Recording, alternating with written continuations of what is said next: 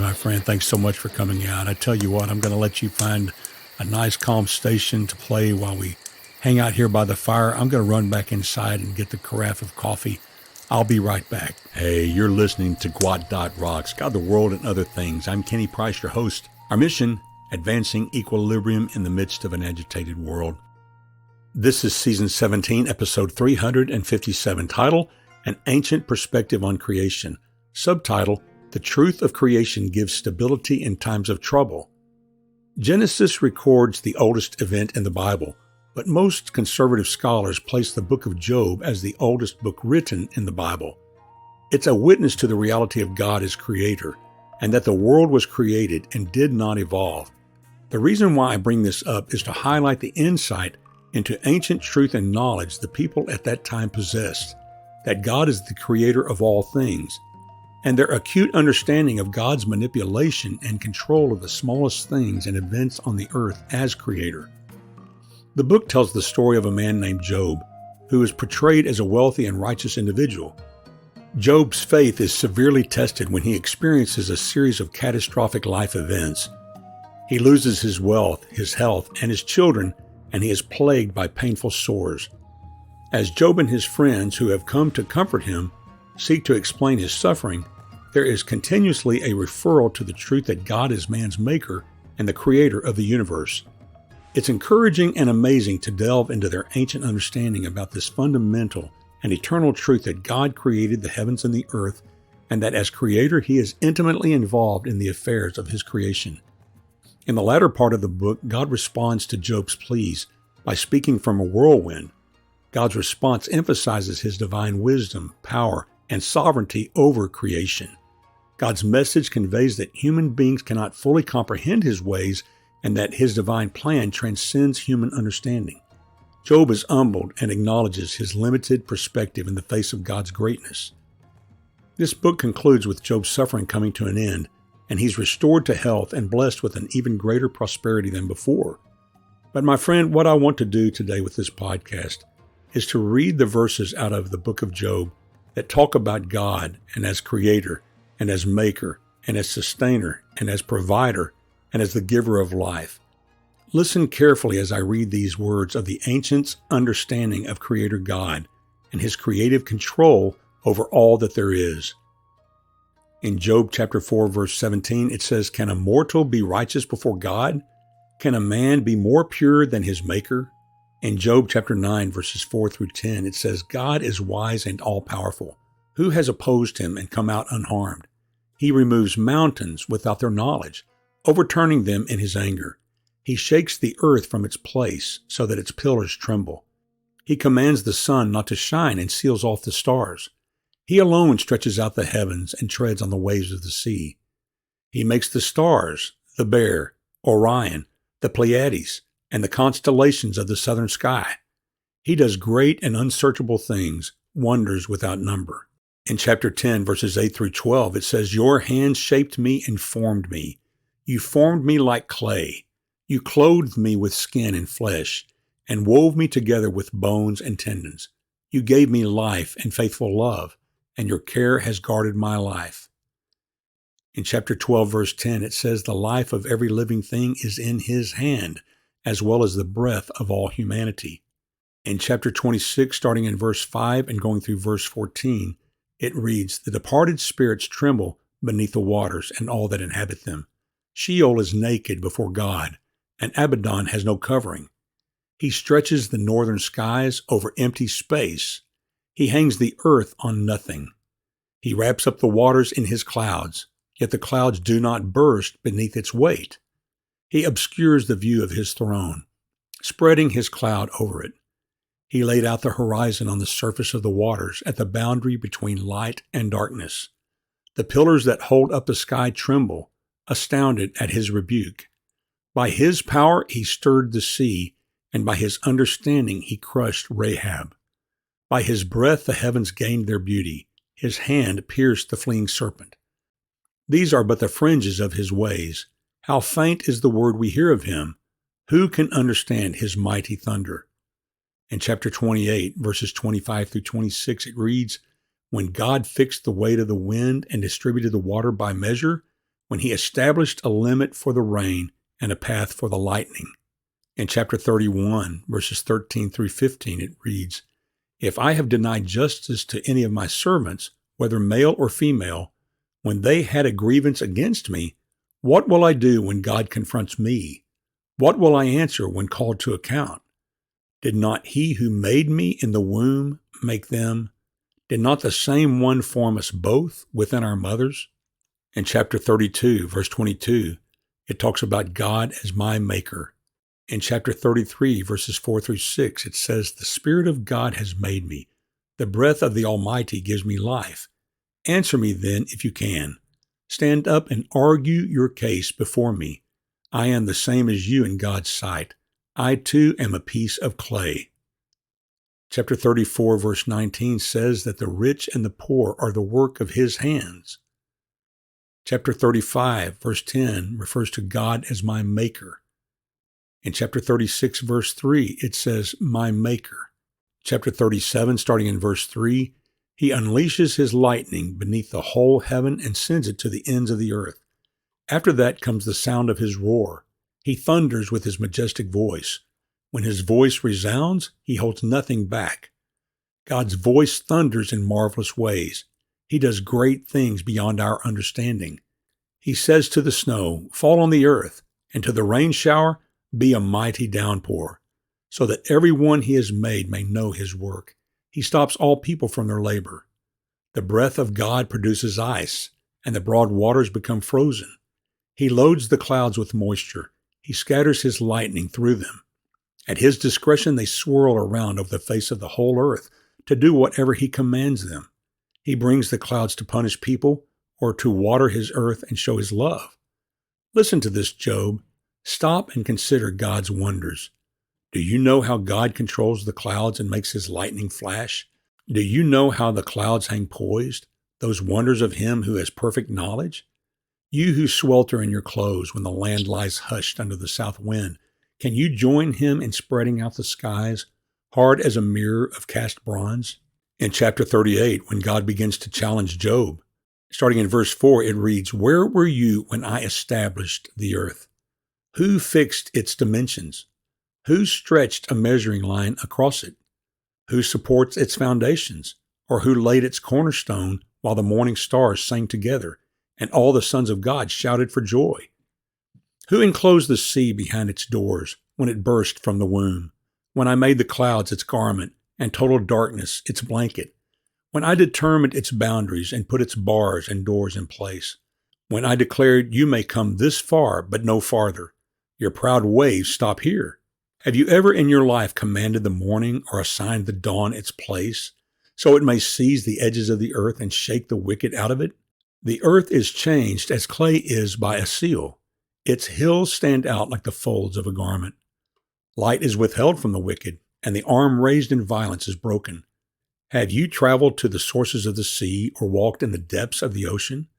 Have the gates of death been revealed to you? Have you seen the gates of deep darkness? Have you comprehended the extent of the earth? Tell me if you know all this. Where is the road to the home of light? Do you know where darkness lives, so you can lead it back to its border? Are you familiar with the paths to its home? Don't you know? You were already born. You have lived so long. Have you entered the place where the snow is stored, or have you seen the storehouses of hail, which I hold in reserve for times of trouble, for the day of warfare and battle? What road leads to the place where light is dispersed? Where is the source of the east wind that spreads across the earth? Who cuts a channel for the flooding rain or clears the way for lightning to bring rain on an uninhabited land, on a desert with no human life, to satisfy the parched wasteland and cause the grass to sprout? Does the rain have a father? Who fathered the drops of dew? Whose womb did the ice come from? Who gave birth to the frost of heaven when the water becomes as hard as stone and the surface of the watery depths is frozen?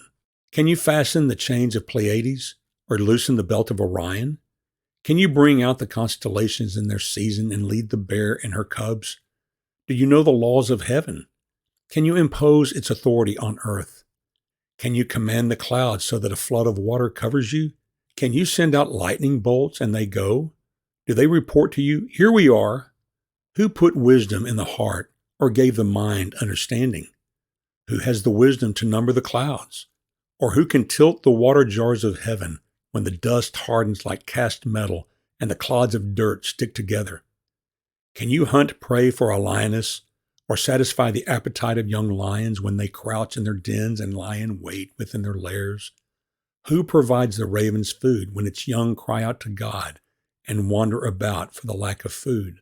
God proceeds on in chapter 39 with the indicting questions to Job.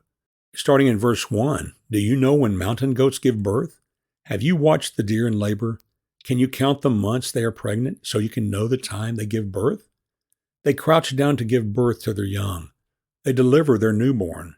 Their offspring are healthy and grow up in the open field. They leave and do not return. Who set the wild donkey free? Who released the swift donkey from its harness? I made the desert its home, and the salty wasteland its dwelling. It scoffs at the noise of the village and never hears the shouts of a driver. It roams the mountains for its pasture land, searching for anything green. Would the wild ox be willing to serve you? Would it spend the night by your feeding trough? Can you hold the wild ox to a furrow by its harness? Will it plow the valleys behind you? Can you depend on it because its strength is great? Would you leave it to do your hard work? Can you trust the wild ox to harvest your grain and bring it to your threshing floor? The wings of the ostrich flap joyfully, but are her feathers and plumage like the stork's? She abandons her eggs on the ground and lets them be warmed in the sand. She forgets that a foot may crush them or that some wild animal may trample them. She treats her young harshly as if they were not her own, with no fear that her labor may have been in vain. For God has deprived her of wisdom. He has not endowed her with understanding. When she proudly spreads her wings, she laughs at the horse and its rider. Do you give strength to the horse? Do you adorn his neck with a mane? Do you make him leap like a locust? His proud snorting fills one with terror. He paws in the valley and rejoices in his strength. He charges into battle. He laughs at fear since he is afraid of nothing. He does not run from the sword. A quiver rattles at his side along with a flashing spear, and a javelin charges ahead with trembling rage. He cannot stand still at the sound of the ram's horn. When the ram's horn blasts, he snorts defiantly. He smells the battle from a distance. He hears the officer's shouts and a battle cry. Does the hawk take flight by your understanding and spread its wings to the south? Does the eagle soar at your command and make its nest on high? It lives on a cliff where it spends the night. Its stronghold is on a rocky crag. From there it searches for its prey. Its eyes penetrate the distance. Its brood gulps down blood, and where the slain are, it is there. In chapter 40, starting in verse 7, God says, "Get ready to answer me like a man. When I question you, you will inform me. Would you really challenge my justice? Would you declare me guilty to justify yourself? Do you have an arm like God's? Can you thunder with a voice like his? Adorn yourself with majesty and splendor, and clothe yourself with honor and glory. Pour out your raging anger. Look on every proud person and humiliate him. Look on every proud person and humble him. Trample the wicked where they stand. Hide them together in the dust. Imprison them in the grave. Then I will confess to you that your own right hand can deliver you.